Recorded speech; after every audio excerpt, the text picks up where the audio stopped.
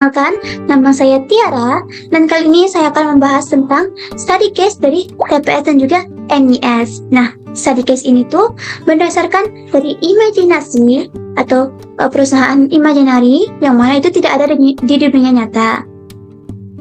Saya lanjutkan ya ke study case-nya. Oh, tapi sebelum itu, kira-kira apa sih MES dan juga TPS itu? TPS merupakan Transaction Process System, ialah kumpulan manusia, prosedur, software, database, dan juga device yang berhubungan dengan segala sesuatu terkait dengan pertukaran atau transaksi dalam suatu bisnis.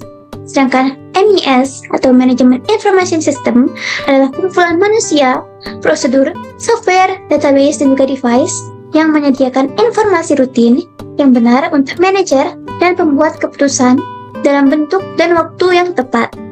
Informasi ini berupa ringkasan dari data transaksional yang telah dikumpulkan ke dalam TPS. Jadi di sini bedanya itu, TPS ini masih berupa data. Data itu abstrak, belum diketahui tujuannya untuk apa.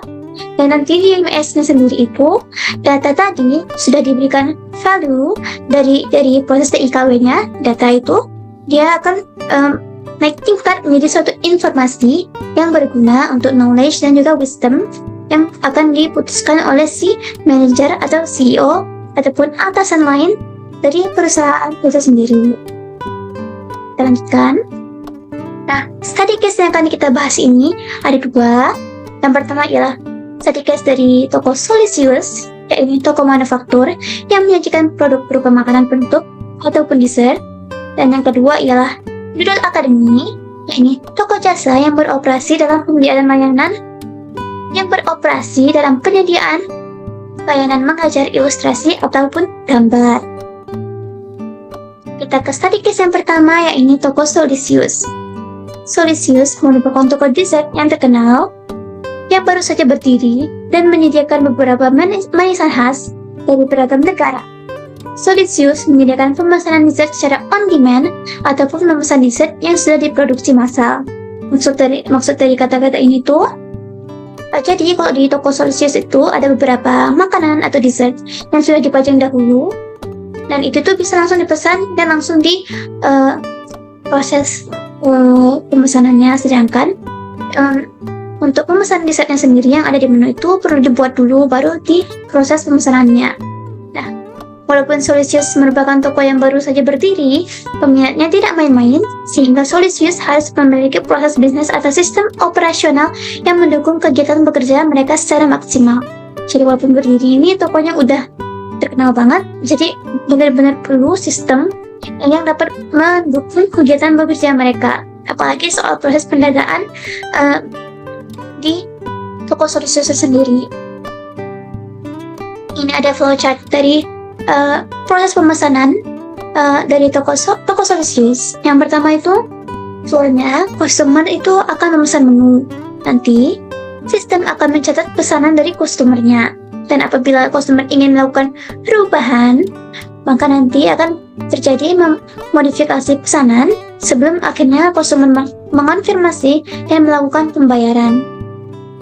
Setelah pembayaran telah selesai dilakukan, sistem akan mencatat pembayaran yang dilakukan oleh customer dan juga mencatat produk apa yang terjual dan produk apa yang tersisa. Bukan produk apa yang tersisa, tapi berapa banyak produk yang tersisa. Selain itu, adapun pemantauan stok bahan dari para karyawan yang nantinya setelah dipantau, mereka akan memasukkan data tersebut ke dalam sistem tentang berapa banyak sih stok bahan persediaan yang tersisa di toko Solisius.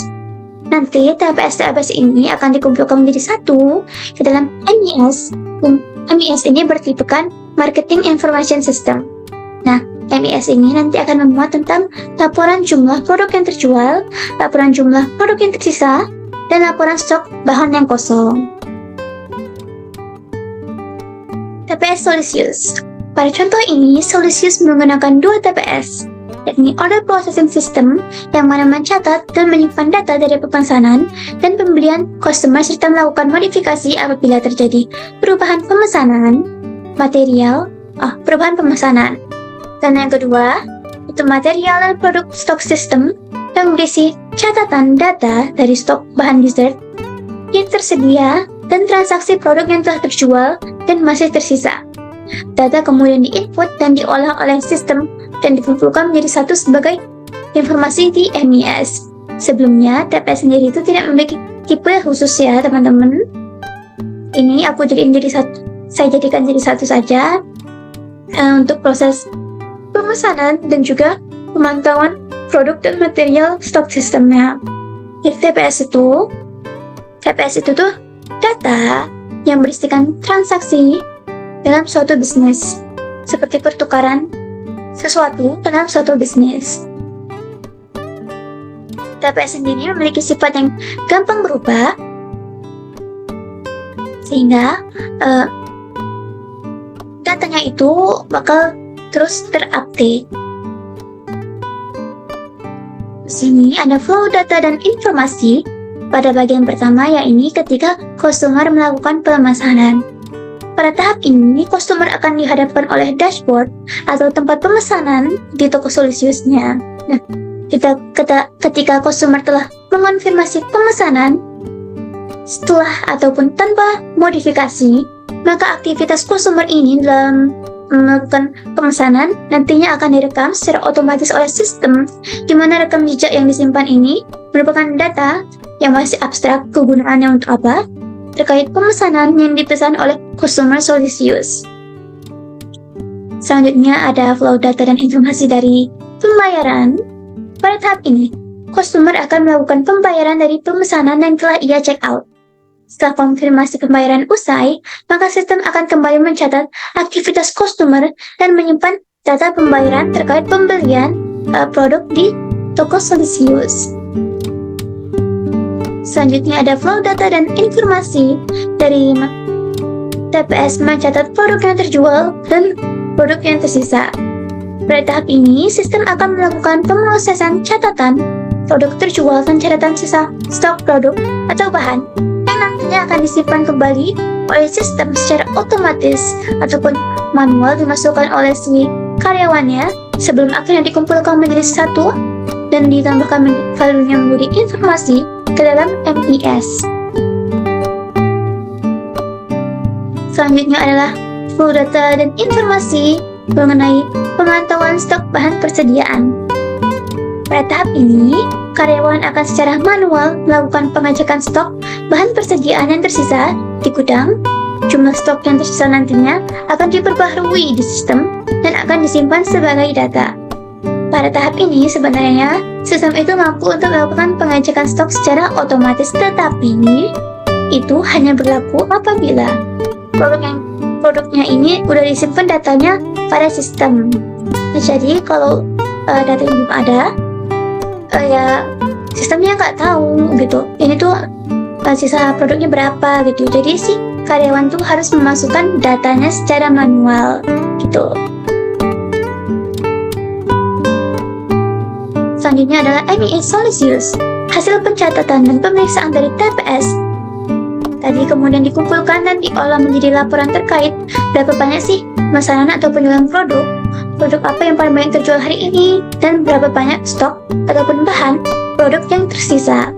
Laporan-laporan berisi informasi ini nantinya akan disimpan di MES yang bertipekan Marketing Information System.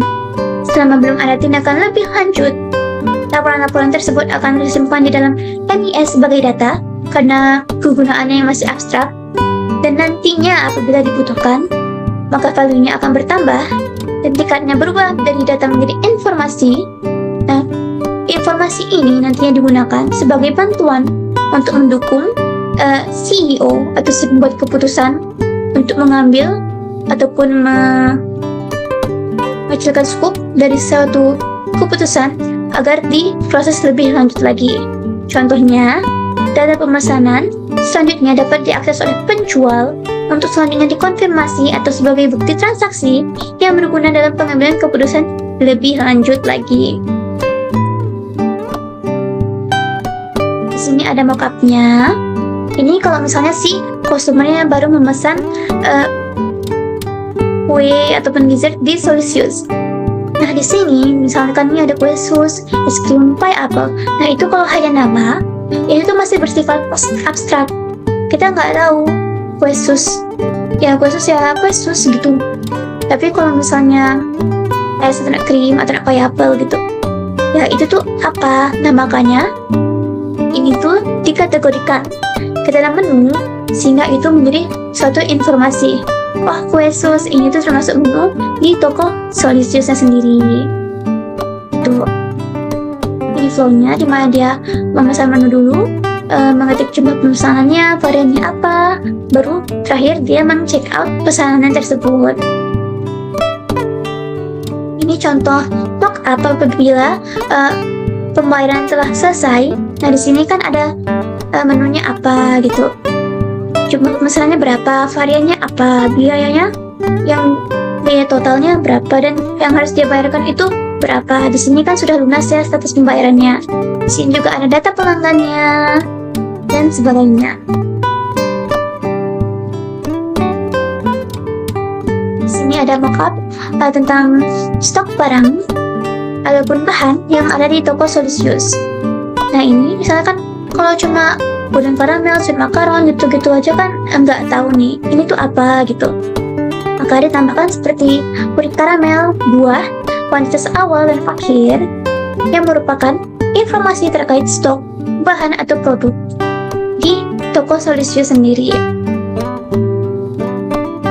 Nah, selanjutnya sekarang kita beralih ke study case kedua, yaitu Doodle Academy. Doodle Academy merupakan perusahaan yang menyediakan layanan jasa untuk meningkatkan skill customer dalam bidang ilustrasi dan desain. Nah, kegiatan pembelajarannya itu dilakukan setiap 3 minggu sekali dengan absensi rutin dari para user maupun pengajar di Doodle Academy. Nah, uniknya di sini tuh para pengajar yang bekerja akan diberikan upah ataupun gaji tidak hanya dari berapa jam yang mengajar, tetapi juga dari prestasi ataupun hasil perkembangan yang dialami oleh si user Doodle Academy. Nah, sebelum ke TPS-nya, kita melihat flowchart-nya dulu ya. Di sini flowchart-nya, yang pertama apabila ingin melakukan absensi, maka sekretariat akan membuka portal absensi yang mana nantinya karyawan dan user menggunakan untuk proses presensi mereka. Adapun tentang perubahan ataupun perkembangan yang dialami oleh user, maka nanti sekretariat akan mencatat perkembangan usernya. Lalu adapun tentang jam pengajaran yang berlangsung, nanti sistem akan mencatat jam mengajar itu berapa jam sih yang dilakukan oleh si pengajarnya sendiri. TPS tadi 3 itu akan masuk ke dalam MES bertipikan Human Resource Management System yang berisikan tentang laporan perkembangan user tiap minggu, bulan ataupun tahunnya, laporan kehadiran karyawan dan user bulan ini, laporan prestasi user, dan juga laporan jam ajar selama 1 minggu terakhir. Lalu yang ini ada tentang gaji. Nah sebelumnya kan disebutkan tuh kalau di Doodle Academy itu proses pengajian itu unik.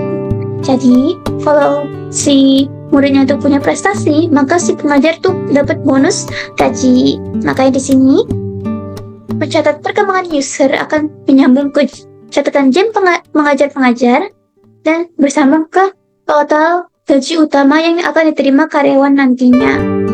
Nah, TPS ini nantinya akan dimasukkan ke dalam MES bertipikan Financial Management Information System yang berisikan laporan terkait bonus gaji bulan ini dan juga laporan gaji bulan ini. TPS Doodle Academy. Terdapat beberapa TPS di sini. Di antaranya ialah data penyimpanan absensi yang dilakukan oleh pengajar ataupun karyawan maupun user dari Doodle Academy sendiri, kumpulan catatan prestasi serta perkembangan yang dialami user di tiap bulannya, pendataan jam mengajar yang dilakukan oleh pengajar Doodle Academy, serta penggajian karyawan Doodle Academy. Sekarang kita masuk ke full dan informasi data dari flowchart yang sebelumnya. Yang pertama itu tentang absensi. Pada tahap ini nanti sekretariat akan membuka portal absensi untuk karyawan juga murid di Doodle Academy. Nantinya mereka akan dihadapi dengan pertanyaan tentang hari, tanggal, tahun, kelas yang dimasuki atau diajar, juga waktu absensi. Data absensi ini kemudian akan tersimpan otomatis di dalam sistem. sebelum akhirnya diserahkan ke MIS. Selanjutnya adalah TPS terkait perkembangan user. Pada tahap ini, sekretariat akan memantau perkembangan serta prestasi yang dialami oleh murid Doodle Academy. Sekretariat nantinya akan melakukan pendataan langsung secara manual terkait berapa banyak sih si user ini sudah berkembang dan apa saja prestasinya selama ini. Nanti, data tersebut akan dimasukkan secara manual oleh sekretariat sebagai data dalam suatu sistem. Selanjutnya adalah flow dan informasi data dari jam pembelajaran yang berlangsung. Pada tahap ini, sistem akan menghitung total jam ajar dan si pengajar di tiap kelasnya. Nanti, si pengajar itu akan mengeset timer di sistem kelas mereka, dan nanti sistem itu akan secara otomatis menghitung dan menyimpan lama jam ajar bagi para pengajar. Nah, ini tuh masih bersifat data ya, karena penggunaannya yang masih abstrak. Karena kan baru direkam aja nih. Nah, rekaman ini tuh belum ditahu digunakan untuk apa, sehingga masih bersifat sebagai data. Selanjutnya ada flow dan informasi data pada bagian penggajian. Pada tahap ini, sistem akan melakukan perhitungan gaji total dari data-data sebelumnya, yakni perkembangan murid dan juga jam belajar yang telah dilalui, juga gaji utama tiap departemennya. Hasil perhitungan ini nantinya akan disimpan sebelum diolah kembali, ditambah value-nya agar menjadi suatu informasi yang dapat dimanfaatkan oleh pengambil keputusan ataupun manajer tingkat atas. Kita masuk ke MIS dari Doodle Academy sendiri. Nah, MIS sendiri, kumpulan dari TPS ini nantinya akan dikumpulkan dalam MIS-nya masing-masing. Kita bisa lihat di gambar sebelah kanan kita di flowchart sebelumnya. Ada yang pertama itu MIS Human Resource Management System yang berisikan laporan terkait perkembangan user pada tiap minggu, bulan, dan juga tahunnya, laporan kehadiran karyawan dan juga user bulan ini, laporan prestasi dari user, dan juga laporan jam ajar selama 1 minggu terakhir.